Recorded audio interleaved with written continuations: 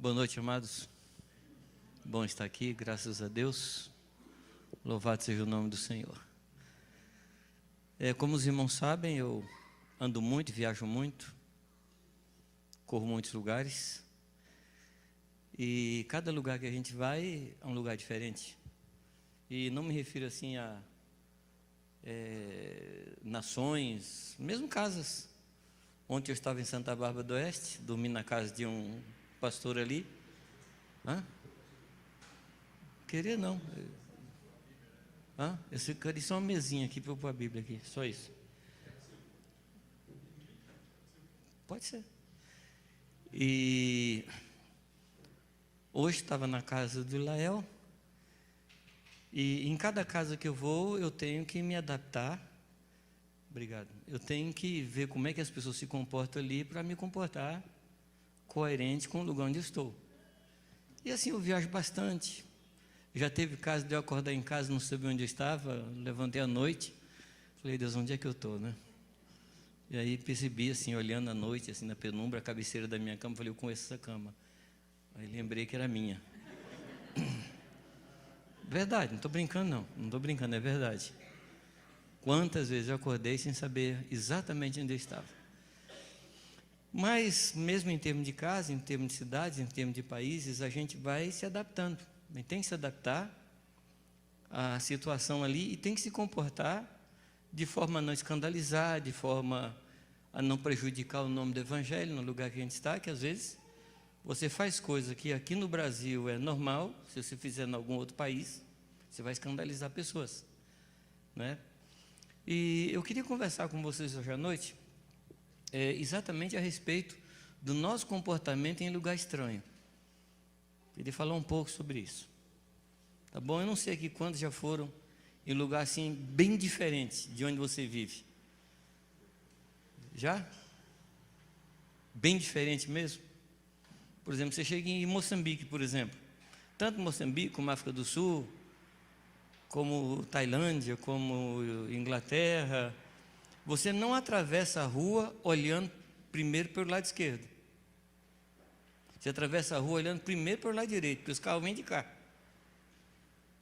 E você não pode reclamar, porque lá é assim. Os carros vêm de cá, não vêm de cá. Entendeu ou não? Então você vai ter que se adaptar, você vai ter que conhecer a situação do lugar, fazer as mudanças na sua mente, né? E tem uma outra coisa, é que se a gente ficar muito tempo num lugar, a gente começa a pegar costume do lugar, cultura, você começa a falar igual as pessoas do lugar. E a palavra de Deus, ela tem 4 cartas, que eu considero assim, cartas muito especiais sobre esse tema, que são a carta aos Hebreus, a carta de Tiago e as 2 cartas de Pedro. Qual é o assunto dessa carta? O assunto dessa carta é exatamente como nos comportar em lugar estrangeiro, ou como nós, como estrangeiros, devemos nos comportar aqui nessa terra. As 4 cartas. Claro que essa noite aqui eu não vou falar das 4 cartas. Hebreus, Tiago e as 2 cartas de Pedro. Não vai dar tempo da gente pegar nenhuma carta só. Aí depois vocês podem ler as cartas e perceber isso que eu estou falando. Interessante, se você quiser pegar aí a carta aos Hebreus, a carta aos Hebreus, ele trata, a carta é direcionada, o capítulo 1, versículo 1, ela mostra a direção para quem foi escrita a carta, o destinatário da carta.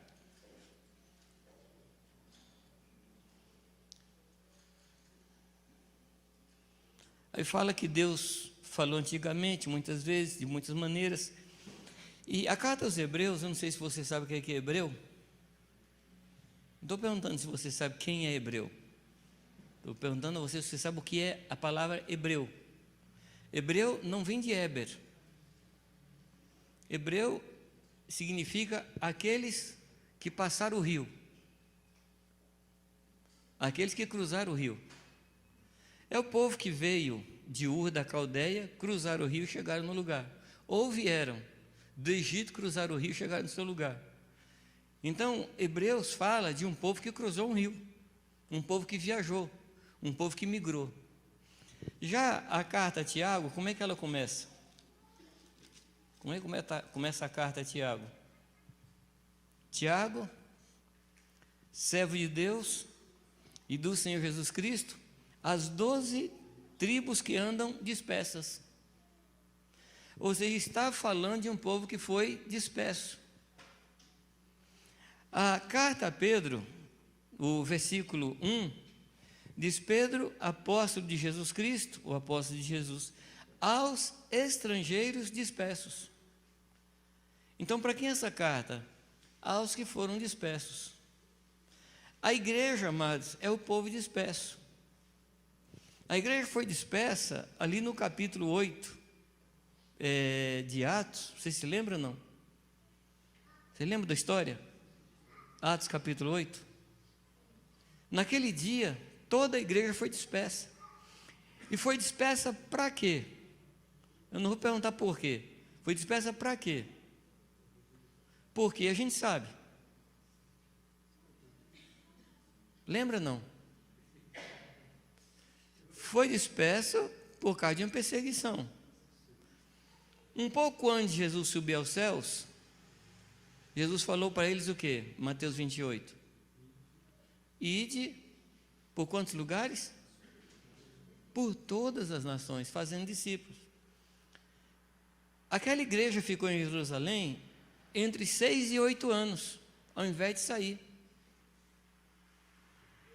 Era gostoso, gente. As pessoas tinham uma amizade sólida, ninguém passava necessidade. As pessoas vendiam as coisas, distribuíam. Quem não quer ficar no lugar desse? Ninguém quer sair do ambiente desse. Aí então veio uma santa e bendita perseguição, para que o povo saísse do lugar que estava e fosse disperso. Disperso não no sentido de uma dispersão desorganizada, mas Deus pegou o povo e fez como se faz com semente, espalhou a semente em todos os lugares. Exato, ou você entra em Atos 1:8, ou você cai em Atos 8:1. Você escolhe.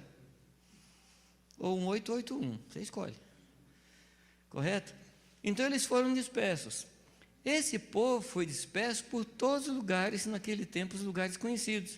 E aqui, Pedro, ele diz, aos estrangeiros dispersos. Dispersos onde? Vê o versículo 1 de 1 Pedro.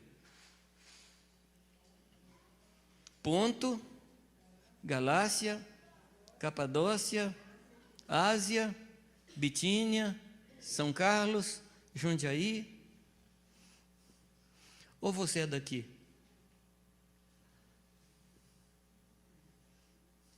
Ou você é daqui? Nós não somos daqui.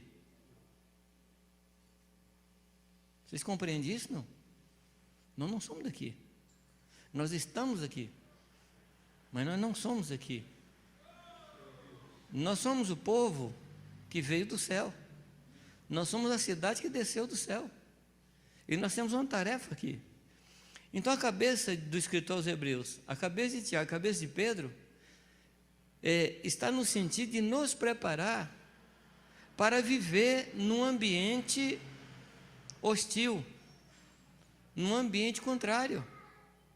Os irmãos se sentem confortáveis aqui nesse mundo, não? Você não levanta de manhã algumas vezes com saudade do céu? Com vontade de ir embora?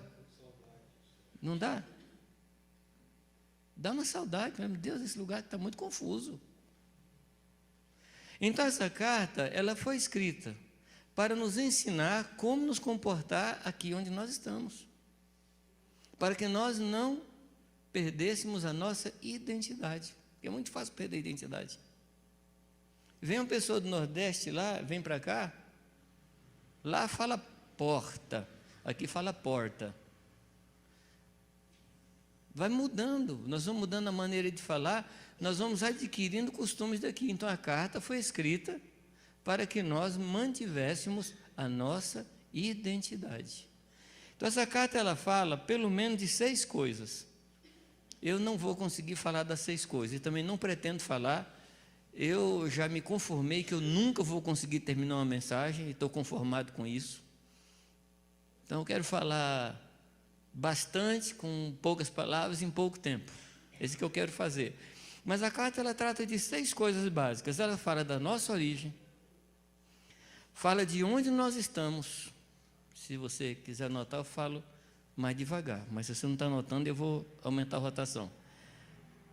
Terceiro, fala da nossa identidade. Quarto, fala do nosso serviço. Quinto, fala do nosso estilo de vida. E fala do lugar onde nós devemos nos fortalecer. Essa carta toca nesses 6 pontos. Eu não estou dizendo que são só esses 6 assuntos, mas esses 6 assuntos aqui, para mim, eles são sobressalentes, eles são, como é que eu diria? São destaques nesse texto. Em primeiro lugar, ele fala da nossa origem. Capítulo 1, versículo 2, versículo 3 e versículo 4, tem 3 verbos aí que são fundamentais para nós. No versículo 2 diz que nós fomos eleitos. Primeira coisa, nós fomos eleitos. Amém? Aí alguns falam assim, mas eu não sabia nem que eu era candidato. Pois bem, quem lhe candidatou, lhe elegeu. Você não estava sabendo, né? E isso foi antes de você existir. Foi antes da fundação do tempo. Você sabia, não? Você não sabia, né? Então fique sabendo que você foi eleito. No verso 3, diz que ele nos regenerou. Ele nos deu um novo nascimento. Fomos eleitos. No versículo 3, ele diz que nós somos regenerados. Porque ser gerado uma só vez não serve, ou não é suficiente para a gente cumprir o papel e o ministério que nós temos diante de Deus. Uma pessoa que nasce uma vez só, não serve para cumprir aquilo que Deus quer. Somente quem nasceu de novo, somente quem nasceu 2 vezes, pode cumprir o papel para o qual Deus tem chamado. O Arthur Ramos, meu pai na fé, ele dizia o seguinte, que quem nasce uma vez só, morre 2. Quem nasce 2, morre uma vez só. Para você não morrer 2 vezes, você tem que nascer 2 vezes. Se você nascer uma vez só, você vai morrer 2 vezes. Uma fisicamente e outra separação de Deus. Mas se você nascer de novo, se você nascer 2 vezes, você morre uma só. E não fica morto. Então nós fomos eleitos, nós fomos regenerados, e o versículo 5 diz que nós somos guardados. Então a paz de Deus Ele fez, Ele nos elegeu, Ele apontou para nós, e diz assim, vocês são as pessoas que eu quero. Agora, não fique pensando, que pode ser que venha na sua cabeça assim, que Deus escolheu a mim e a você, porque Ele poderia ter visto alguma coisa boa em nós para nos escolher. Não, fica tranquilo que Deus não viu nada bom em nós. Tá bom? Fica tranquilo. Ele escolheu os que não são. Amém? Quem não é aqui, levanta a mão. Deixa eu ver. Quem não é? Então, foi nós que Deus escolheu. Se você for alguma coisa, você não serve. Você só serve para Deus se você for 0, for nada. Porque Deus pode ser tudo em quem é nada. Se você for alguma coisa, Deus não pode ser tudo. Então Deus nos elegeu, nos escolheu e nos guardou. Então a paz de Deus foi essa. Ele separou a gente, Ele nos levou ao novo nascimento e nos guardou dentro dele em Jesus Cristo. Amém, amados? Essa é a nossa origem. Agora, onde é que nós estamos? Onde é que nós estamos? Nós estamos em terra alheia. Nós estamos em nação alheia. Lá no versículo 9 do capítulo 2, diz que nós somos geração eleita, nação sacerdotal, nação real de Deus. E o interessante é que não diz que nós somos uma nação, diz que nós somos a nação. O que caracteriza uma nação? É a sua cultura, a sua linguagem, a sua forma de viver, as suas leis e o seu governo. Isso caracteriza uma nação. E a igreja tem todas as características de uma nação. Nós temos um rei. Algum amém por aí? Não. Nós temos um rei. Tem ou não tem? Nós temos leis. Temos ou não temos? Nós temos uma bandeira. Verdade? Nós somos um povo que tem uma linguagem diferente, nós temos um idioma diferente. Eu não sei se você já reparou, 2 cristãos conversando segunda-feira no trabalho. Eles falam de um jeito que ninguém ao redor compreende. Rapaz, ontem caiu fogo, né? Não, olha, o azeite estava sobre nós, assim, e quem estiver perto, se chamaram bombeiro, porque não entende a linguagem, é outra linguagem, é outra conversa. Então, nós temos todas as características que fazem de nós uma nação. E uma nação que não tem origem aqui. A nossa origem é no Senhor. Amém? Então, você não é daqui. Você não é daqui. Nós somos a única planta no universo que tem raiz para cima. A nossa raiz não é aqui. Tem gente que fica tentando puxar nutrientes daqui, não dá certo, porque a nossa natureza não combina com a natureza desse mundo, não combina. Quando nós nos alimentamos com as coisas daqui, nós vamos morrer, vamos definhar, porque não combina, não é compatível a nossa natureza com as coisas que o mundo nos dá. Não é questão que é proibido a gente se envolver com o mundo, não é que é proibido, é que não dá certo. Um dia um irmão nosso, pregando, ele falou, gente, nós estamos estragados para o mundo. A gente está estragado para o mundo e não dá certo no mundo. Se a gente tentar viver as coisas do mundo, não dá certo, a gente já está estragado. Deus estragou a gente para o mundo. É ou não é? Você não dá mais certo lá. O seu negócio é com o Senhor. Não adianta você tentar, não é que é proibido, é que não dá certo. Não vai funcionar. Então se conforme e seja cheio do Espírito Santo. Amém? Se conforme, não tente viver feito do mundo, que não vai dar certo. Onde é que nós estamos? O texto diz que nós estamos aqui como estrangeiros. No capítulo 2, versículo 11, o que é que diz o texto aí? 2:11. 1 Pedro 2:11.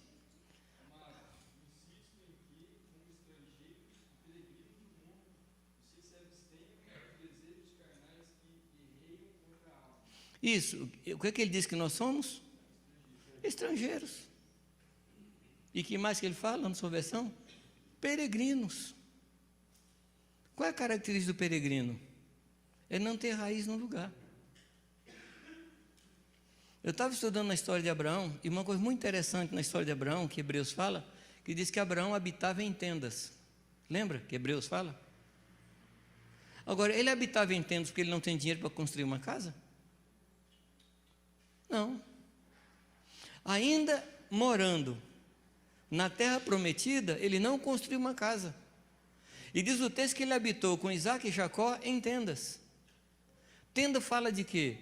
Fala de mobilidade.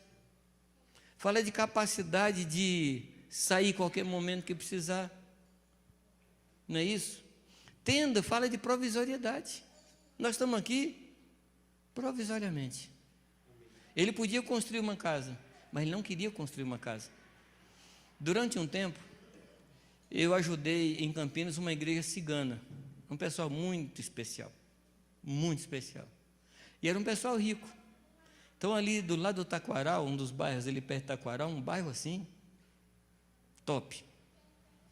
Umas casas, mármore, um negócio assim, fabuloso. Mas eles tinham uma barraca no quintal, eles moravam lá. Eles só queriam ostentar e dizer que era rico, porque eles não queriam morar na casa. O negócio deles era a tenda. A tenda fala de desapego. Eu pergunto a você, você mora em tenda ou em casa? Morar em tenda significa que nós estamos prontos a qualquer momento a sair para fazer a vontade de Deus. Morar em casa, não. Morar em tenda não tem que pôr quadrinho, pendurar quadrinho, não tem negócio de pôr quadrinho na parede. Em tenda não tem isso, né? Você está livre. Enrola a tenda e cai fora. Quando Deus me deu uma casa em Jundiaí, preparamos a casa para mudar. E quando a casa estava pronta para a gente entrar, eu entrei na sala da casa e escutei Deus me falar assim, uma voz muito clara. Ele falou, essa casa é um sinal que agora você pode sair de Jundiaí na hora que eu quiser. Eu falei, uai, Senhor. Eu achava que a casa era o sinal para eu ficar. Deus falou, essa casa é o sinal que você pode sair na hora que eu quiser. Ou seja, transforma essa casa numa tenda. Você não é daqui. Você é peregrino e estrangeiro. Então, assim, olha lá dentro do seu coração e pergunte a você mesmo, eu moro em tenda ou moro numa casa? Você já se perguntou, não? Não faz casa não, faz tendas. Faz tendas. Ainda que você mora numa casa. Mas habite em tendas. E ensine seus filhos a habitar em tendas. Abraão morou em tendas com Isaac, com Jacó e Isaac. Os filhos dele tinham essa mesma mentalidade de morar em tendas.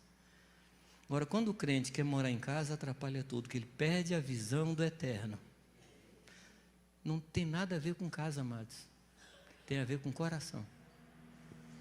A gente mora como se não morasse, casa como se não casasse, trabalha como se não trabalhasse.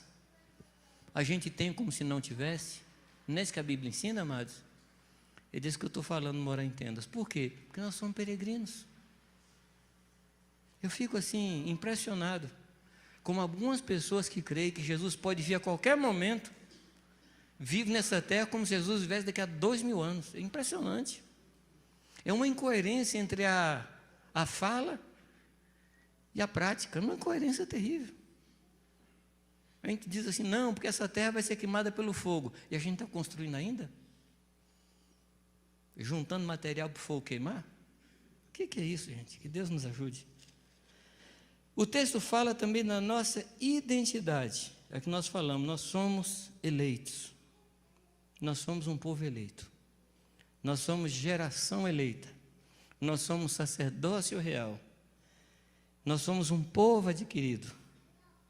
Nós somos a nação santa. É isso que nós somos. Quando Deus revela a nós a nossa identidade, automaticamente Deus revela também para nós o nosso trabalho. Se nós não sabemos o que nós somos, nós não vamos saber o que devemos fazer. E Deus nos dá a nossa identidade. Então nós somos nação santa, nós somos um povo eleito, nós somos um povo comprado pelo Senhor. Isso é o que nós somos. E nós precisamos ler esse texto muitas vezes, até que a gente creia nele. Amém? A gente precisa crer nisso, mas é uma questão de sobrevivência. A gente crê no que Deus falou ao nosso respeito. É uma questão de sobrevivência. Ou a gente crê nisso, ou a gente vai à falência espiritualmente. Ou a gente crê nisso, ou a gente sucumbe no meio das tribulações. Quando você sabe o que você é, você pode passar por tribulação, você passa e atravessa a tribulação, que você está seguro naquilo que você é. É assim ou não? Bom, uma outra coisa que o texto fala do nosso serviço. Mas antes de falar do nosso serviço, o nosso estilo de vida. Pedro fala do nosso estilo de vida.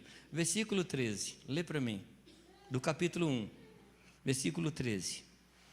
Eu estou citando assim, esparsamente, eu estou citando os textos assim, um aqui e outro lá, porque eu gostaria de deixar vocês assim, com desejo de estudar essa carta. Entendeu? Estou aqui só para desafiar vocês, não estou aqui para ensinar a carta, não. Estou só aqui para desafiar vocês a estudar com mais carinho essa carta. É uma das cartas mais tremendas para a nossa vida. Versículo 13, o que diz? Portanto, cingindo os lombos do vosso entendimento. Na sua versão tem lombo aí também, não? Não? Na sua tem? Cingindo os lombos do vosso entendimento. Sede sóbrios. Bom, o que é a palavra cingir? Você vai encontrar essa palavra cingir em vários lugares da Escritura. Lá em Efésios capítulo 5 fala de cingir. Mas eu queria chamar a sua atenção para um outro lugar onde tem essa palavra. Lá em Êxodo capítulo 12, na celebração da Páscoa, você se lembra qual era a instrução ali? Falava com as vestes cingidas, com os pés calçados e com o cajado na mão. O que significa isso? Nós estamos de partida. Nós estamos de partida. Uma outra hora a gente vai falar sobre a ceia. Mas uma das coisas que a ceia proclama é que nós estamos de partida. Nós não somos daqui. A ceia proclama isso. Nós não somos daqui. O que é cingir as vestes?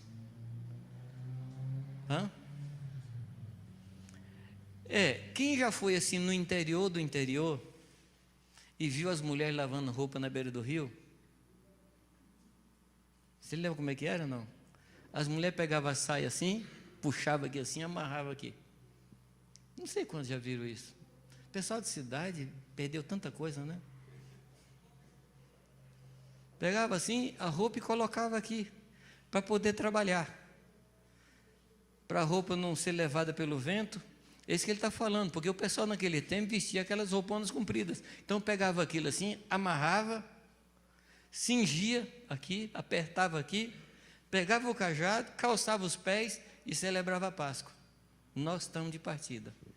E ele está dizendo que nós temos que cingir o nosso entendimento, fazer isso com o nosso entendimento.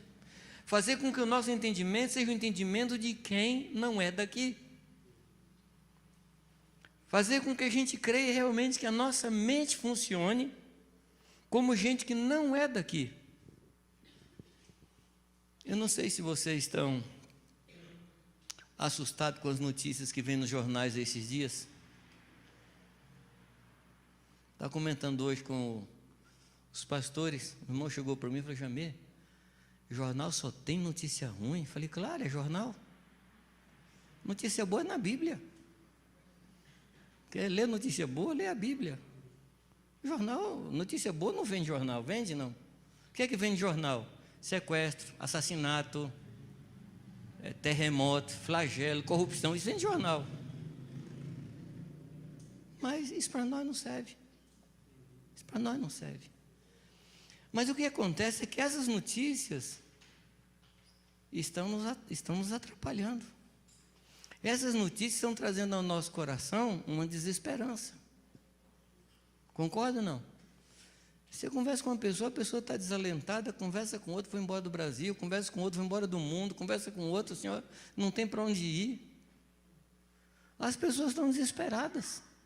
Mas, amados, isso não toca em nós. A palavra de Deus diz que os homens desse mundo, no final dos tempos, iriam de mal a pior, mas para o crente não, amados. Para o crente a palavra de Deus diz assim: as trevas vão se dissipando e a verdadeira luz já brilha. Essa é a notícia para nós. Amém. Nós estamos mais perto do Senhor. Cada dia que eu levanto é um dia menos que eu tenho que viver aqui. Mas Deus do céu, eu estou mais perto, hoje mais perto, hoje estou mais perto, hoje estou mais perto. Eu criei um mecanismo na minha mente, nas minhas viagens, que eu sei exatamente o momento que eu estou voltando para casa. É a pregação, é a última pregação de uma viagem, é o último lugar que eu vou na viagem. Eu falei: Deus, agora estou voltando para casa. Daquele momento em diante estou voltando para casa. Foi um mecanismo que eu criei para me dar descanso para voltar para casa. Daquele momento é só festa. Daquele momento em diante é a expectativa de chegar na minha casa. Amados, eu quero lhe dar um anúncio. Nós estamos voltando para casa. Amém. Nós estamos voltando para casa. E esse mundo, ele vai ser transformado pelo fogo. Mas não tem nada a ver conosco. Você está voltando para casa, não? Não creia no que os jornais dizem. Crê no que a Bíblia fala. Seja todo homem mentiroso, jornalista, tudo. Se tem algum jornalista aqui, me perdoa. mas seja todo homem mentiroso e Deus verdadeiro. Nós estamos mais perto, amados. Nós estamos mais perto. Vocês sentem isso, não? Vocês estão sentindo isso? Eu não entendi, porque hoje à tarde eu estava conversando com... não, acho que foi com o Mateus. Estava assim um cheiro de chuva hoje à tarde. Não sei se você reparou. Não choveu. Mas eu tenho sentido um cheiro de chuva. Não chuva natural. Chuva da vinda do Senhor Jesus Cristo. Eu tenho sentido esse cheiro. E hoje está mais perto do que ontem. E amanhã vai estar mais perto que hoje. Isso, amados, é andar em tendas. Isso é a gente manter a esperança naquilo que é verdadeiro. E não naquilo que nos pode atrapalhar o caminho. Ele fala assim: cingindo os lombos do vosso entendimento, sede sóbrios. Sede sóbrios. O homem do mundo, ele está perdido. Quanta gente está assim, ao borde, está a ponto do suicídio por causa de desespero. Pessoas estão perdendo a sobriedade. Mas nós não, amados. A gente conhece o fim desse filme. Você não conhece? O problema é o meio do filme, né? Mas assim, eu sei como é que termina. Então me alegro, não no meio do filme, eu me alegro como esse filme vai terminar. O Senhor vai ser glorificado. E nós vamos nos encontrar com Ele. E nós vamos ser como Ele é. Você crê nisso, não? Onde é que está a nossa alegria? Nossa alegria está no Senhor. Amém? Sede sóbrios e esperai inteiramente na graça que se vos ofereceu na revelação de Jesus Cristo. Em quem você está esperando? Você está esperando que esse governo mude e surja um milagroso que vai lá no Palácio do Planalto. Gente, não tem. Não tem. E se por acaso surgir um milagroso, ele vai demorar quantos anos para consertar essa coisa aí? Esse milagre tem que ser milagroso. Não pode ser um milagre qualquer. Hã? Pois é. Pois é, mas o anticristo ele virá quando toda esperança for banida do coração do ser humano. Aí chegará alguém que prometerá tudo. E as pessoas se entregarão a ele. Mas nós, amados, temos a promessa de algo maior, algo melhor, que é o Senhor. Por isso que ele fala: esperai inteiramente na graça que nos foi revelada no Senhor Jesus Cristo. Por favor, amado, tira o seu coração das coisas daqui. Tira o seu coração. Porque se o nosso coração estiver nas coisas daqui, ele vai afundar junto com as coisas daqui. Nosso coração vai afundar junto. Se o nosso coração estiver no Senhor, nós não vamos afundar com o mundo. Amém? Esse é o nosso estilo de vida. O que Deus quer para nós é isso. Versículo 13 do capítulo 1, versículo 13, é o que nós estamos lendo. No 14, vamos para o 14. Ele diz que nós devemos esperar inteiramente na graça. Versículo 14, o que ele diz? Como filhos obedientes. Esperar na graça não é esperar na ociosidade, é esperar obedecendo ao que Deus quer de nós. Não é uma expectativa ociosa, não é uma expectativa passiva, é uma expectativa fazendo a vontade do Senhor, como filhos obedientes. O versículo 22 do capítulo 1 tem uma coisa interessante aí ligada à obediência. O que diz o versículo 22? Purificando as vossas almas, como? Na obediência à verdade. Ele aqui está falando de purificação da alma. A palavra fala de 3 purificações. Uma é a purificação do nosso espírito, que é purificado pelo sangue de Jesus Cristo. Quando o homem está afastado de Deus, o seu espírito está morto. O seu espírito está morto. Quando a gente se encontra com o Senhor, o sangue de Jesus opera, e o sangue de Jesus é vida, chega no nosso espírito e revivifica o nosso espírito. Nós somos ressuscitados, o nosso espírito vive de novo. Mas não é tudo. Nós entramos numa nova etapa, que é a purificação da nossa alma. A purificação do espírito é feita pelo sangue de Jesus, mas a purificação da alma é feita pela obediência à verdade. A purificação do espírito é de uma só vez, em um só momento, mas a purificação da alma é um processo. Se nós queremos purificar nossa alma, nós precisamos entrar nesse processo. Agora, a purificação do espírito está relacionada com a limpeza do pecado, o pecado da rebelião, o pecado da rebeldia contra Deus. Mas a purificação da alma não está ligada à purificação de pecado, é purificação de hábitos, de maneira de ser, de maneira de ver, de maneira de comportar. Não sei se eu estou sendo claro, não sei se os irmãos estão me compreendendo. Uma é a purificação do sangue, que acontece uma só vez. O outro é a purificação da alma, que é um processo. Para explicar melhor, eu não estou aqui menosprezando a capacidade de entendimento de vocês, eu estou pondo em xeque a minha capacidade de explicar, tá bom?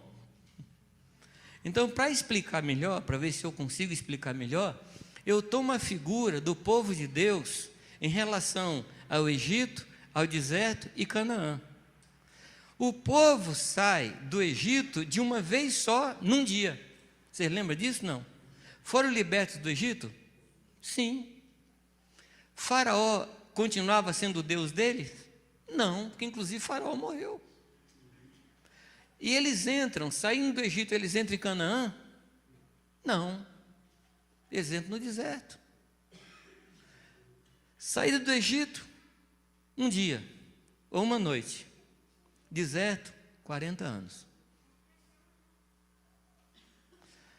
O tempo no deserto era para tirar do povo todo o costume egípcio, toda a mentalidade egípcia, todo o sabor egípcio, todo o costume egípcio, todo o hábito do Egito. 40 anos. Eu não estou dizendo que o processo na minha vida ou na sua vai demorar 40 anos. Não estou dizendo, mas estou dizendo que é um processo.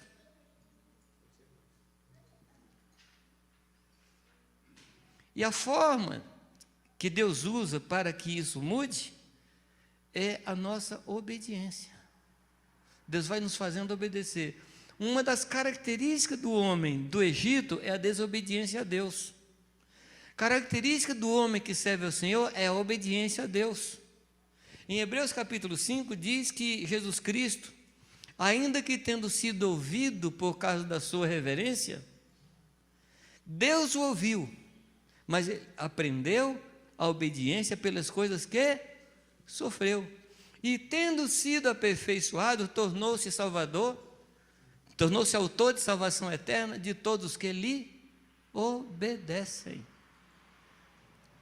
Então, uma coisa é a salvação saindo do Egito. Fomos salvos, louvado seja Deus.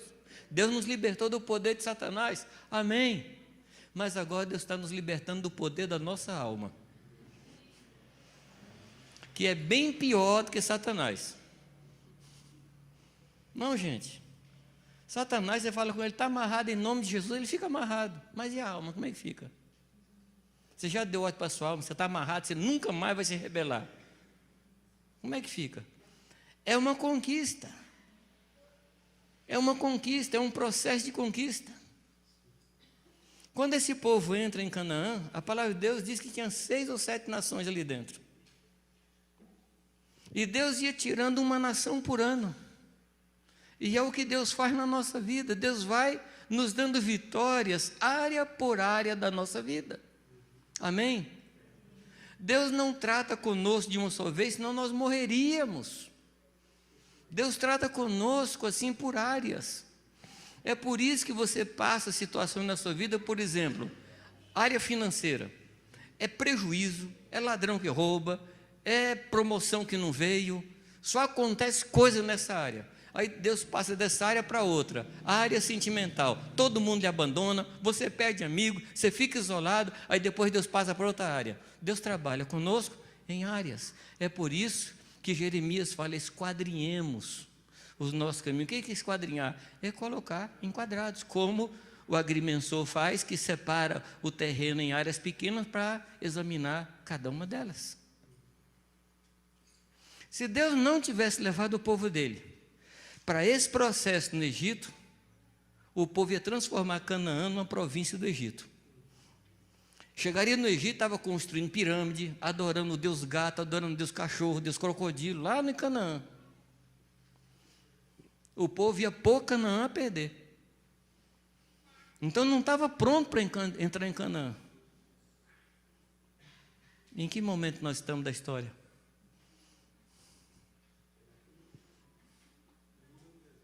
Nós estamos no deserto, queridos.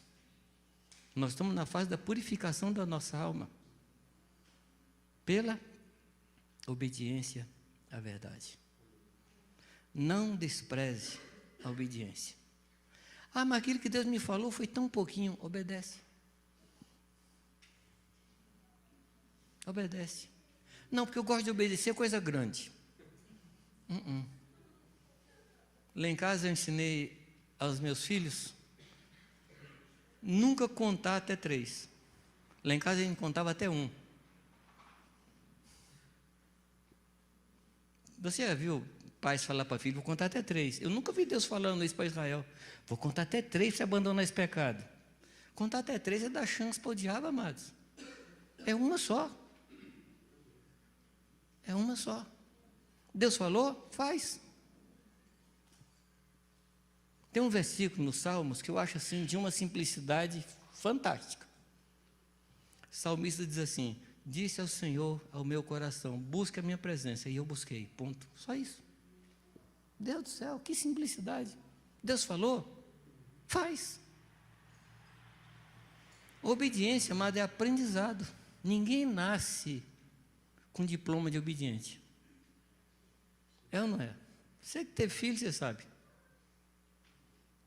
A coisinha tem que aprender. Porque já nasce com a estutice ligada ao seu coração. Ou não é? Eu não vou falar o que Salmo 52 diz, não, para não ofender. Mas Salmo 52 diz que a criança já nasce com um veneno de serpente. Bonitinha, maravilhosinha, mas veneno de serpente. E o nosso trabalho é guiar a criança no caminho da obediência. É livrar a alma da criança do inferno. Esse é o nosso trabalho. Agora, quando a gente não teve uma boa criação e se converte, chega na igreja, nós vamos dar muito mais trabalho aos que cuidam da gente. Se você não quer que seus filhos dê trabalho para os pastores, cuide dele agora. Não dê os seus filhos para o pastor cuidar, cuide de você. E chega o pastor e fala assim: está aqui meu filho, treinado, igual Timóteo. A mãe e a avó cuidaram dele. Quando Paulo passou, o rapaz estava pronto para o ministério. Vocês concordam comigo, não? Transformando ou salvando a nossa alma, ou como diz o texto, purificando a nossa alma pela obediência à verdade. Amém? Como é que é essa área na sua vida? Eu sei que a mensagem do mundo é: você é independente. Você não deve nada a ninguém. Faça a sua vontade. Nessa mensagem do mundo, mas a mensagem do Evangelho não é essa. Deus nos chama para a obediência. A obediência não é alguma coisa que a gente pode tratar como algo sem importância. Foi pela desobediência de um homem que todos fomos postos nas trevas. Você sabe disso, né? Você sabe disso, não? Mas às vezes pergunta: mas o que eu tenho com Adão? O cara faz a besteira dele e me prejudicou? Tempos atrás eu conversava com o Arthur, meu pai na fé, e ele usou uma figura muito interessante. Ele disse assim, bom, tem um interruptor ali, né? Como é seu nome? Gustavo. O Gustavo vai lá no interruptor e apaga a luz aqui. Ele apagou. Quem foi que ficou no escuro? Então, Adão foi o cara que apagou o interruptor. Mas Jesus foi o cara que ligou o interruptor. Gente, a desobediência trouxe a morte ao mundo. E a obediência de um trouxe a vida. Não trate a desobediência como alguma coisa de pouca importância. Deus falou, meu irmão, obedece. Amém. Eu vou fazer uma pergunta e você não vai responder nada. Você está lembrando aí, no seu coração, de coisas que você mandou fazer e você não fez? Não dá nem sinal para mim, tá? É só você e Deus. Sai daqui hoje à noite e conserte isso. Porque a gente não fica devendo para Deus. O que você não obedeceu, isso vai ser cobrado de você e de mim. Deus não esquece. Você sabe disso, não? Deus não esquece. Deus mandou você fazer, sua vida fica em suspenso a partir dali. Porque o que Deus manda a gente fazer é base para Ele construir algo em cima. Se você não obedeceu, não tem base para o crescimento. Dá para entender isso? Não. Não trate a desobediência como alguma coisa assim que Deus não se importa com isso, não. Seja fiel no pouco. Seja fiel nas mínimas coisas. Então, esse é o nosso estilo de vida, é o que Deus quer. Então, voltando para a figura do deserto, quando a gente sai do Egito, a gente é salvo do Egito.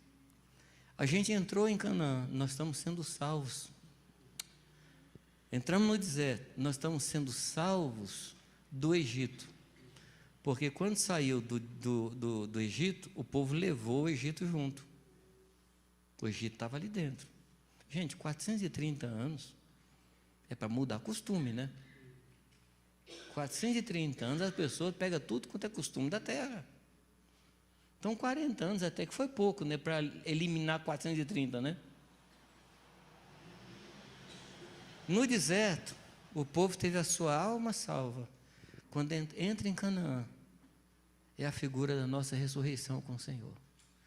Então nós podemos dizer que nós fomos salvos. Nós podemos dizer que nós estamos sendo salvos. E nós podemos dizer que nós vamos ser salvos. Amém? Um dia, até o nosso corpo vai ser salvo. Amém? Tem alguns irmãos que ficam muito preocupados, assim, com doença, com dor e tal. Falo, fica tranquilo, daqui a pouco você vai receber um corpo novo. Fico muito preocupado com isso, não, porque isso aqui, Deus vai te dar um zerinho assim, turbinado. Maravilhoso. Então, fica preocupado, não. Aguenta um pouco mais aí, arrasta esse aí um pouco mais. Daqui a pouco você vai receber um infinitamente melhor. Você crê nisso? Não. Nós precisamos ter mais esperança na palavra de Deus. Nós precisamos focar mais nas coisas de Deus. Pensar nas coisas que são do alto, não nas que são da terra. Amém, amados? Qual é a nossa identidade? Nós fomos eleitos por Deus. Qual é o nosso estilo de vida?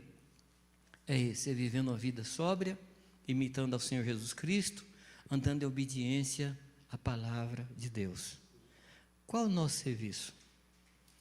Abra comigo aí, no capítulo 2, versículo 9. Achou? Mas vós sois, vamos ler juntos? Vós sois geração eleita, sacerdócio real, nação santa, povo adquirido. Isso é o que nós somos. Então, até aqui ele está falando da nossa identidade, é o que nós somos. Mas somos para quê? O que diz aí? Para anunciar as virtudes daquele que nos chamou das trevas para a sua maravilhosa luz. Ou seja, Deus nos deu a nossa identidade e o nosso serviço. Amém, amados? Deus nos deu a nossa identidade e o nosso serviço. Para que é que nós estamos aqui nessa terra? Qual é o propósito da nossa estada nessa terra? Quem vai me dizer? Gente, está aí, vocês leram, que nós acabamos de ler. Qual é o propósito da nossa vida aqui na terra? Não é comprar, não é vender, não é casar, não é dar-se em casamento. Outros já fizeram isso. O propósito nosso aqui na terra é anunciar as virtudes daquele que nos chamou das trevas para a sua maravilhosa luz. Esse é o propósito da nossa vida. E quando nós não andamos nisso, nós estamos desobedecendo e contrariando a nossa identidade. Estamos aqui só para isso, amados. Deixa eu lhe fazer uma pergunta aparentemente tola. Tá? Aparentemente tola. Você vai ver que tem fundamento, tá? O que é mais fácil para Deus? Nos matar ou nos salvar? Para Ele. Se é que tem alguma coisa difícil para Ele, né? Mas sim, vamos dizer que tem coisa mais fácil, mais difícil. O que é mais fácil para Deus? Nos matar ou nos salvar? Por que matar é mais fácil?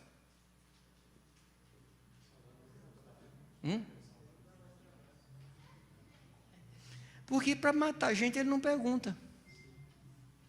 Ele só mata. Ele não chega assim, filhinho, você quer morrer hoje?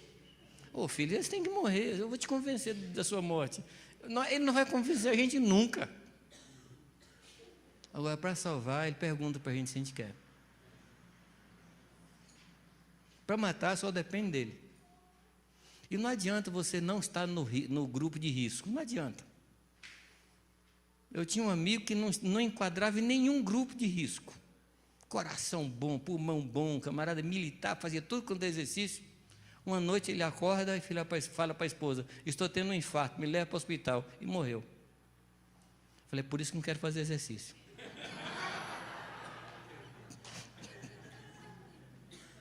O cara fazia tudo e morreu, rapaz.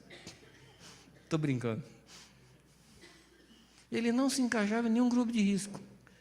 Mas chegou a hora, Deus falou, filho, vem para cá. Ele só não morreu naquela noite, porque Deus teve misericórdia da esposa, preparou a esposa durante uma semana. Mas quem ia visitar no hospital falou assim, Deus me chamou, e eu vou. E ele foi. Agora, para nos salvar, o que Deus tem que fazer, de malabarismo, para nos convencer, e nos aperta, e faz as coisas, até que fala, tá bom, Deus, eu me rendo. Não foi assim com você? Foi ou não foi? Agora tá bom. Então, chegamos à conclusão que para Deus, matar é mais fácil, salvar é mais difícil. Agora, quando Deus nos salvou, Deus não poderia ter nos levado para Ele? Primeiro, que é mais fácil nos matar. Segundo, que diz a palavra que Deus se alegra com a morte dos santos. Deus faz festa quando um pecador se arrepende e quando um santo morre. E por que Deus não quer fazer festa lá com você? É porque tem coisa para a gente fazer aqui, amados. Deus se abstém, Deus renuncia à alegria de nos receber no céu, porque tem coisa para a gente fazer aqui. E não é casar, nem dar esse casamento, nem comprar, nem vender, nem plantar, nem colher. É anunciar as virtudes daquele que nos chamou das trevas para a sua maravilhosa luz. Esse é o nosso destino. Esse é o nosso trabalho. Nós somos uma nação santa, posta aqui na terra, para que outros conheçam. Eu não preciso falar dos textos da palavra, que diz que nós somos sal e luz. E não se acende uma candeia e se coloca embaixo do alqueire, mas se coloca num lugar alto para iluminar. Eu não preciso falar para você que a palavra diz que nós somos luzeiros postos nesse mundo tenebroso. Eu não preciso falar para você que nós somos mediadores da aliança entre Deus e os gentios. Preciso falar, amados? Então não vou falar. Eu não preciso convencer os irmãos. Eu não preciso convencer vocês que Deus nos deu uma ordem para fazer discípulos de todas as nações. Eu não preciso convencer a vocês que o seu vizinho está precisando de uma palavra de Deus. Que o seu colega de trabalho está precisando de uma palavra de Deus. Eu não preciso convencer a você. Mas o que acontece, amados? Nós amamos mais a nossa própria vida, nós amamos mais o nosso conforto do que amamos aquela pessoa que está do nosso lado. Que Deus tenha misericórdia de nós.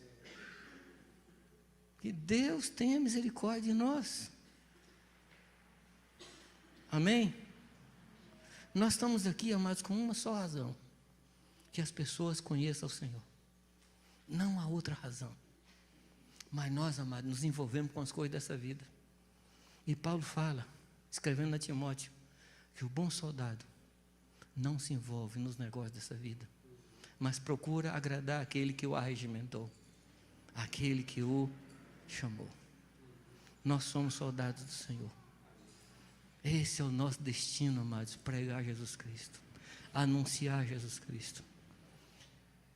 Tem duas coisas que nós precisamos anunciar: as obras do Senhor, que é o que ele fala para aquele rapaz que era endemoniado. Quando aquele rapaz pede para seguir a Jesus, lembra não? Do ex-endemoniado gadareno. Não sei porquê, sempre que a gente fala isso, a gente fala o endemoniado gadareno. Gente, não é mais, ele era. Jesus salvou o rapaz, então é ex-endemoniado gadareno.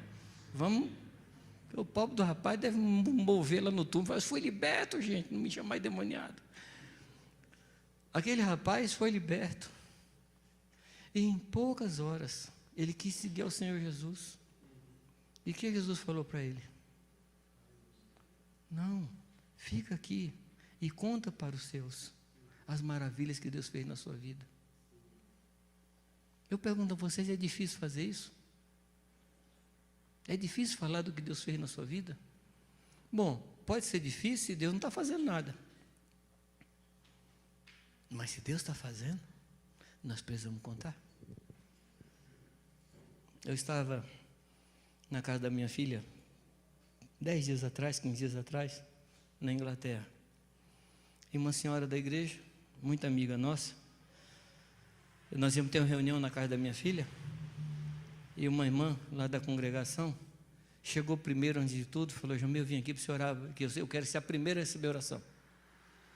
Aí começamos a conversar. Aí, ao invés da gente orar por ela, ela orou por Irani.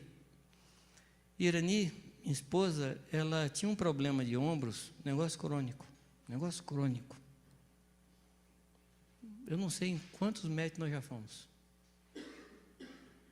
A mulher orou com Irani. A dor foi embora na hora. O meu genro, quando ele tinha seus 13, 14 anos, ele caiu e torceu aqui na bacia. E cada vez que ele pisava, doía. Então ele começou a proteger a perna direita. O que aconteceu? Um músculo atrofiou e a perna dele encolheu. Nós fomos orar por ele, eu vi a perna dele crescer. Eu vi a perna dele crescer. Você me entende, não? Eu estou contando para vocês as maravilhas que Deus faz. Nós saímos no outro dia para passear e entrou um grão de areia no olho do meu genro. Um grão de areia é um negócio terrível. Já estava inchado. Ele falou: Jamil, ora aqui por mim. Pôs a mão na cabeça dele, orei, o olho dele ficou claro na hora. Saiu tudo, desinchou na hora. Nós estávamos lá e a minha cunhada caiu aqui em Jundiaí. E mandou no WhatsApp lá, falando com a Irani, ela estava numa situação crítica. Nós oramos lá. Aí eu telefonei para ela, falou: na hora que vocês oraram, acabou o problema. Deus faz. E a gente conta. Deus faz e a gente conta. Então uma coisa é você anunciar as maravilhas de Deus. É só contar o que Deus está fazendo. Nós precisamos contar, amados. Mas o problema é que a gente é muito tímido. Eu estava no avião uma vez e o piloto estava com muita pressa. E ele foi taxiar para pegar a pista e um carrinho daqueles de refeição se desprendeu do lugar e caiu em cima do pé da comissária. E o pé da moça encheu na hora. Falei: estou com vontade de orar por ela.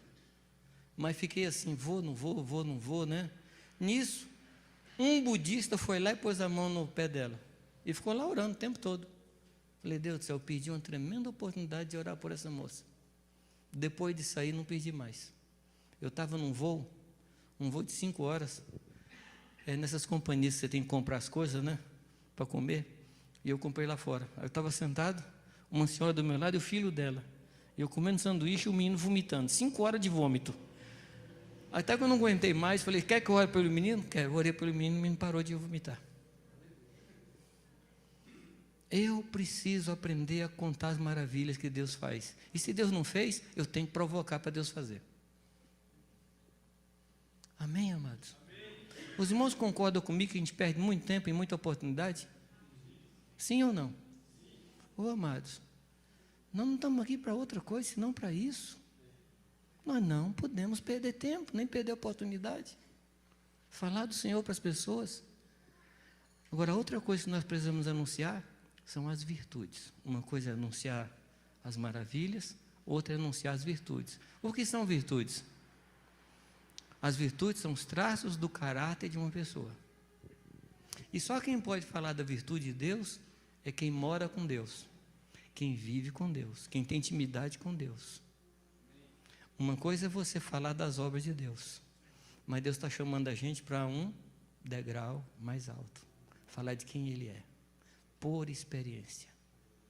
A noiva sai da recâmara do noivo dizendo o quê? Meu amado é alvo e rosado. E descreve o noivo. As moças de fora falam assim, nós também queremos conhecer.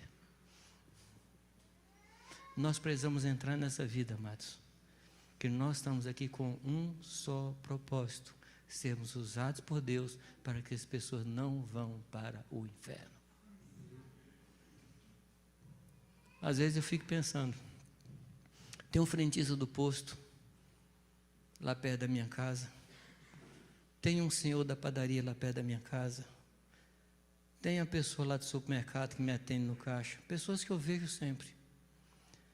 Você não acha que é injusto, um dia, eu e o frentista chegarmos diante de Deus, e eu entrar no gozo eterno, e aquele rapaz ir para o inferno? Você não acha que é injustiça da minha parte? O que é que vocês acham?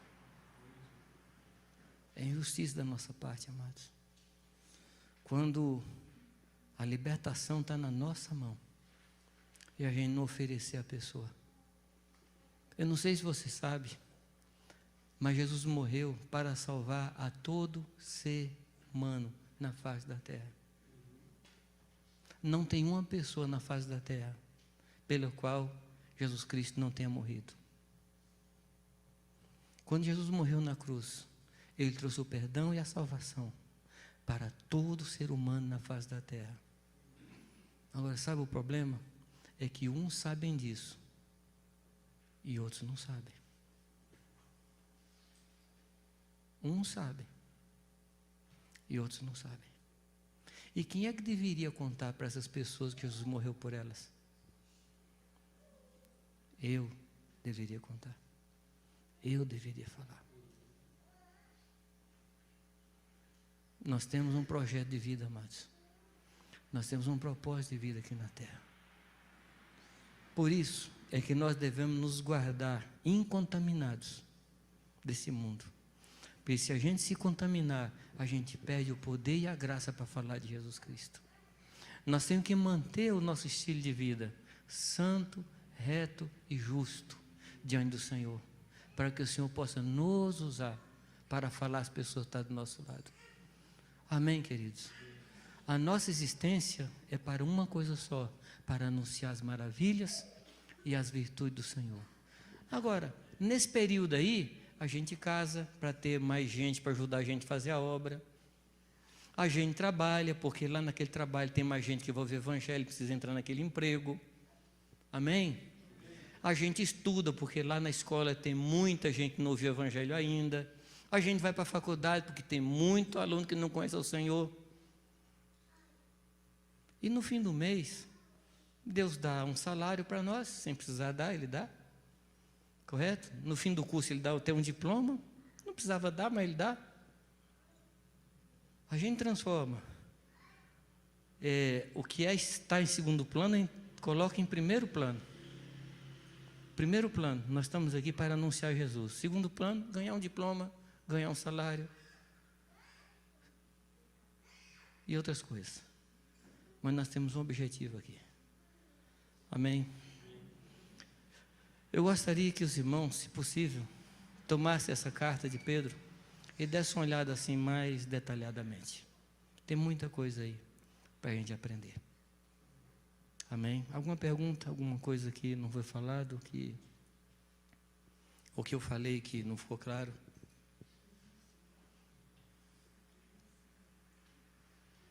Algo não ficou claro? Não? Estou direitinho?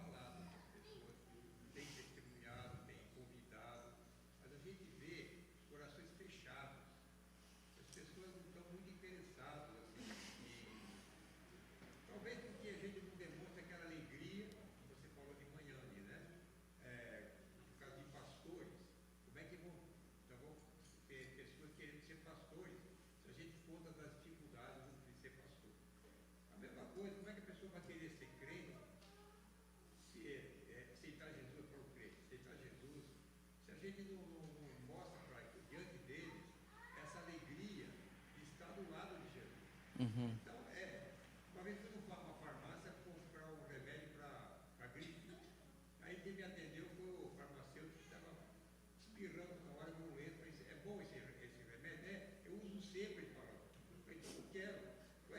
Se esse você está usando, não serve, né?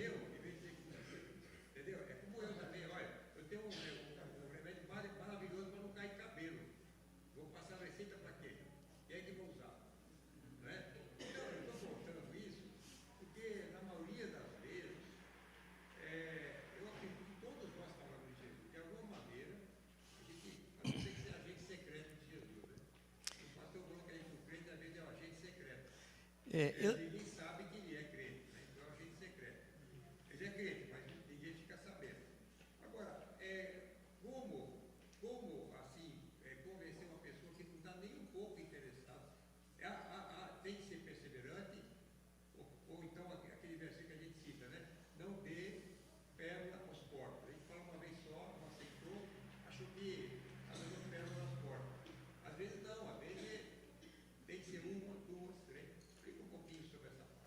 tá, isso aí é uma resposta que vai ser bastante longa.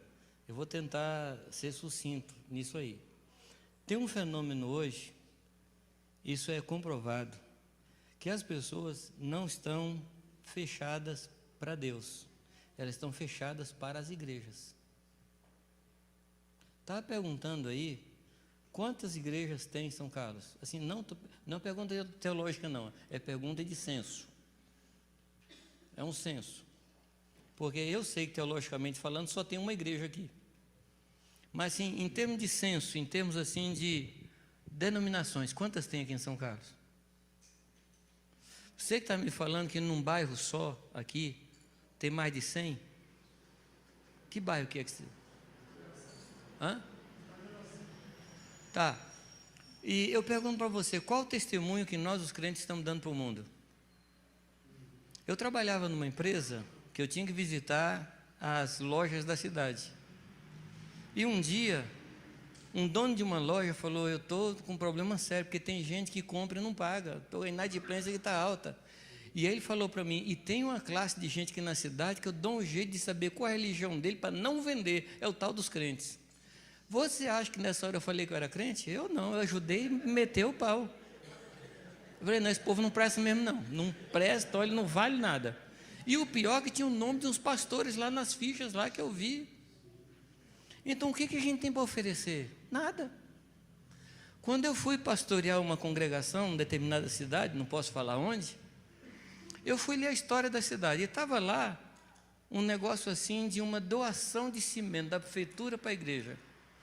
Eu sei, não sou advogado, mas eu sei que é proibida pela Constituição que a prefeitura dê alguma coisa para a igreja. É proibido pela Constituição, a não ser que a igreja seja de utilidade pública, que não é a igreja, mas um organismo criado pela igreja.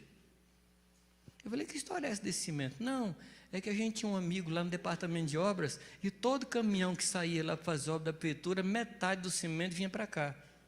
E o piso daquele salão, gente, era piso de oficina mecânica de caminhão. Eu falei, e nós vamos para a praça, falar para esse pessoal se converter, para ser igual a nós, ladrões? Então as pessoas, não é que elas não estão querendo Deus, elas estão decepcionadas com os evangélicos, com os crentes. A gente tem que mudar o comportamento para a gente ser acreditado. E onde é que a gente vai conseguir isso? No nosso vizinho. O nosso vizinho tem que entender que nós somos diferentes. Eu fui uma vez comprar um carro, e o rapaz fez lá a ficha, com a profissão, pastor. Tá, não falou nada. Foi só a primeira vez. Aí depois que ele voltou assim, ó, pastor, o senhor perdoa, mas a empresa não financia carro para pastor. Ele falou, não, que o pastor não para na cidade e tal. Não, porque tem pastor caloteiro. Aí uma pessoa ligou para mim da Matriz, lá em São Paulo. Falou, olha, chegou uma ficha para a gente aqui, e você é pastor Jamê, assim, assim, assim? Eu falei, sou. Ô, pastor, também sou cristão, eu tenho lido as suas matérias, seus artigos, e não tem nada contra o irmão, mas a empresa tomou essa decisão. Falei, tá bom, não vou contrariar a empresa. Quando eu ia saindo, o gerente fez de tudo. Ele mudou as coisas lá e me vendeu o carro. Mas assim, a empresa tinha um critério de não vender carro para pastor. Então a questão não é Deus. A questão somos nós que estamos produzindo escândalo. E ele estava me contando hoje um caso. A filha dessa senhora, por quem nós oramos, de lá para cá, a mãe contou para a menina as maravilhas que Deus fez na vida dela, e a menina era revoltada com o crente. Quando a mãe contou, e disse que nós telefonamos da Inglaterra para a casa dela, para saber como é que ela estava, e oramos lá. Ele falou, não é que eles não são tão ruins assim, né? Não é que eles são assim tão ruins. Eles se interessaram pela minha mãe. Nós temos que mudar essa história, amados. Nós temos que mudar. E uma outra coisa é falta de compaixão. Às vezes a gente ora pelas pessoas, para a pessoa ser curada e vir para a nossa igreja. Jesus nunca fez isso. Jesus curava a pessoa para a pessoa ser curada. Jesus nunca falou assim, eu vou orar por você, você passa a ser meu discípulo. Jesus amava as pessoas como elas eram. E curava as pessoas. Se a pessoa seguisse a ele ou não, tanto faz. E as pessoas que seguiam a Jesus, seguiam por gratidão. Jesus não usava os sinais para granjear religioso. Vem para cá que nós estamos fazendo coisa, mas tem que parar. Nós temos que ter compaixão pela pessoa. Encontrou uma pessoa doente, você tem que se compadecer e orar por ela, e ela se salva. Agora, se ela quiser seguir a Jesus, é o Espírito Santo que vai fazer, mas nós temos que andar por toda parte fazendo o bem, que é isso que Jesus fazia. Onde nós estivermos, temos que fazer o bem. Você tem que ser o melhor vizinho que os seus vizinhos já tiveram. E como é que você vai ser bom vizinho? Ajudando a carpir a grama, ajudando a lavar o carro, levando um bolo que você faz maravilhoso, levar para a vizinha, se dispondo a cuidar. A Cibele, que alguns irmãos que conhecem, minha filha, ela é muito extrovertida. Mas na Inglaterra, você não pode pregar o evangelho para ninguém, você não pode puxar o assunto com ninguém, porque a pessoa pode processar você por constrangimento intelectual. Você abordar uma pessoa na rua, falar de Jesus, você pode dormir na cadeia naquele dia. Você tem que dar um jeito de falar para a pessoa lhe perguntar. E a Cibele está fazendo algumas estratégias muito interessantes. A Cibele está se dispondo a cuidar de crianças para os pais terem um sossego. Escuta, você não gostaria de sair, de ir no cinema, ir no teatro? Ah, mas nós temos filhos. Eu cuido deles este final de semana, mando para vocês. Maurício e Cibele estão evangelizando vários muçulmanos por causa disso. Nós temos que mudar essa, como é que eu diria? essa impressão que as pessoas têm de nós. Nós temos que mudar. E não é uma campanha de mídia com um estilista evangélico que vai mudar a nossa aparência. Não, não, não. É a gente mudando o nosso comportamento. Amém, amados?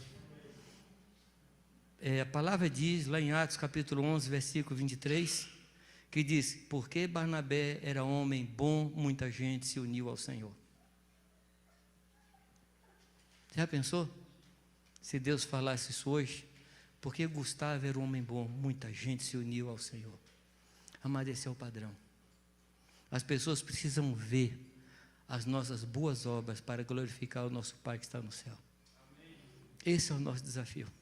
Igreja ruim vai continuar tendo. Igreja de fraudadores, como é que é? Fraudadores? Hã? Homens fraudulentos. E vai continuar tendo. Um rapaz me contou que o pai dele, que é espírita, macumbeiro, falou com ele, filho, abra uma igreja que esse negócio dá dinheiro. E o problema é que dá mesmo. Vai haver ainda homens fraudulentos, que usarão o ministério, mas para ganhar dinheiro. Mas isso não será no nosso meio. Não será assim entre nós. Nós vamos ser um povo que vai mudar a impressão que o mundo tem de nós. Onde? No nosso bairro, na nossa rua, lá onde nós estudamos. É a partir de mim. No que diz respeito a mim, esse negócio vai mudar. Amém? Desculpa uma resposta tão longa. Eu encolhi a resposta, tá?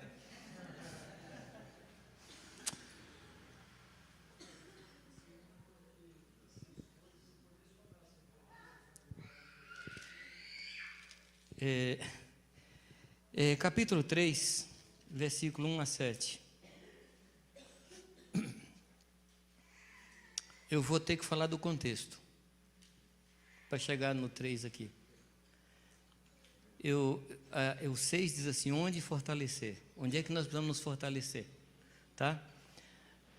Você sabe que a Bíblia não foi escrita por capítulos. Não foi escrita. Os capítulos foram colocados mais ou menos entre 1500 e 1511, que foi colocado os capítulos e versículos. Mas era uma carta, correto?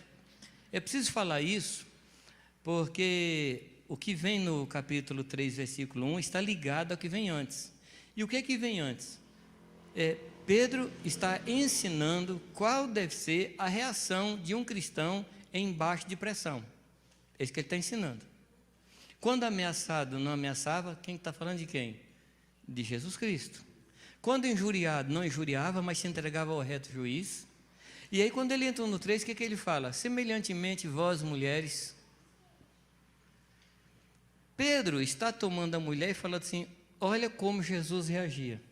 No versículo 7 ele diz, igualmente vós maridos. Igualmente a quem? Igualmente a Cristo. Então, o lugar onde nós precisamos fortalecer a nossa vida cristã e vida de santidade é dentro da nossa casa. Pedro, ele pega todo o ensino sobre a vida cristã e traz para dentro da casa. Que eu não sei vocês, mas para mim é o lugar mais difícil para viver uma vida cristã. Não sei vocês.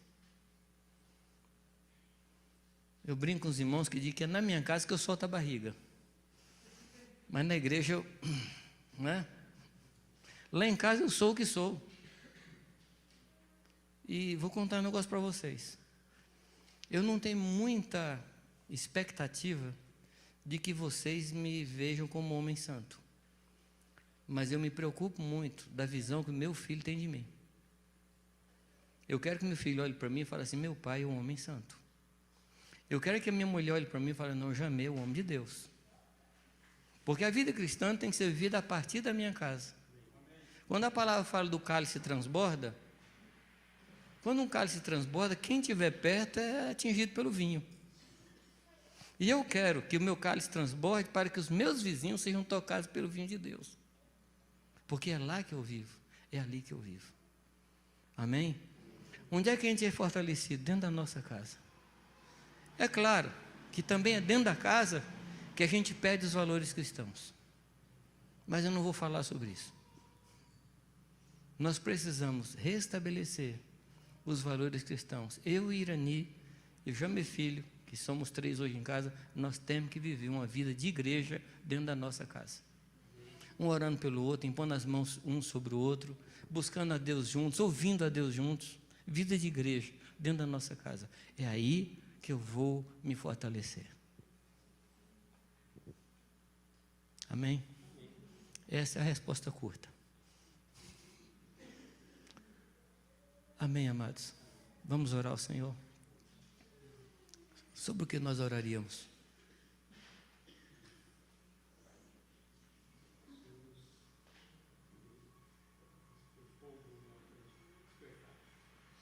Amém.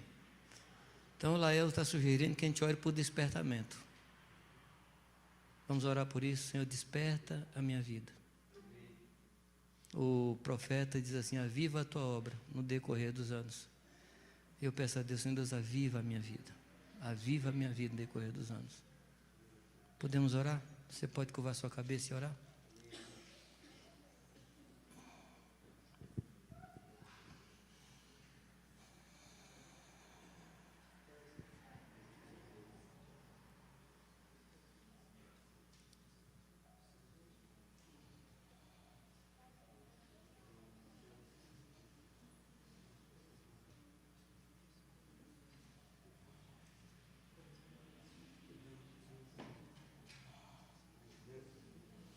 Senhor, nós tomamos para nós a oração do profeta e dizemos a Ti, Senhor Deus, aviva a Tua obra no decorrer dos anos.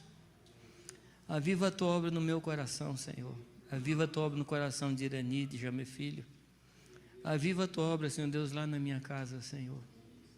Deus, em nome de Jesus, alcança os meus vizinhos, Pai, através do meu comportamento, da minha vida e da minha pregação.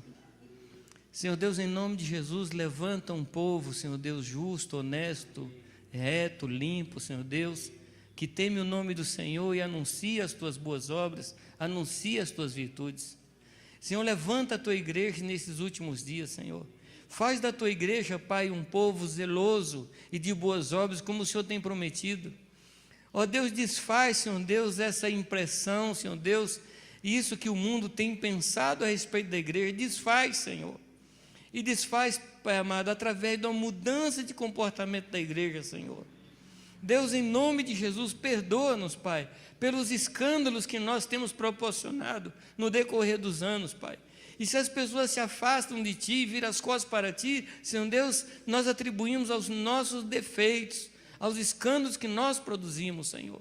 Perdoa-nos, Pai, e muda a história, muda a sorte da Tua igreja, Senhor. Faz do Teu povo um povo santo, Senhor. Que as nações olhem para nós e temam ao Senhor. Que as nações olhem para nós, Senhor Deus, e tenham reverência por Tua presença em nós. Faz esta obra, Senhor. Eu clamo a Ti, pela igreja de São Carlos, Pai, pelo povo da cidade. Levanta aqui, Senhor Deus, um povo santo. Levanta um povo santo nas escolas, nas empresas, nas lojas, nas ruas. Ó Deus, onde o Teu povo está, Senhor, levanta o Teu povo, Senhor, no nome de Jesus Cristo. Tira-nos desse marasmo, Senhor, tira-nos, Senhor Deus, dessa passividade, e faz-nos ser um povo que prega a palavra, que anuncia ao Senhor, que tenha compaixão dos perdidos.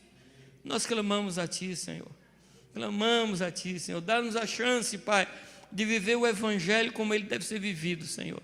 Dá-nos esta chance, Senhor. Dá-nos esta graça. Pai, que Teu Espírito tenha liberdade na nossa vida todos os dias e o dia todo, Senhor. Guarda-nos hoje, Pai. Guarda-nos hoje. Faz-nos tomar essa atitude, Senhor. Cada um de nós, Pai. Ó Deus, liberta-nos das pressões do mundo. Liberta-nos, Senhor Deus, de andar embaixo de pressão, Senhor. Liberta-nos, Pai. Nós queremos andar embaixo da liderança do Senhor. Ah, Senhor Deus, da direção do Senhor. Guarda-nos, Pai, guarda-nos para Ti mesmo, Senhor, em nome de Jesus, em nome de Jesus. Amém, Senhor, amém.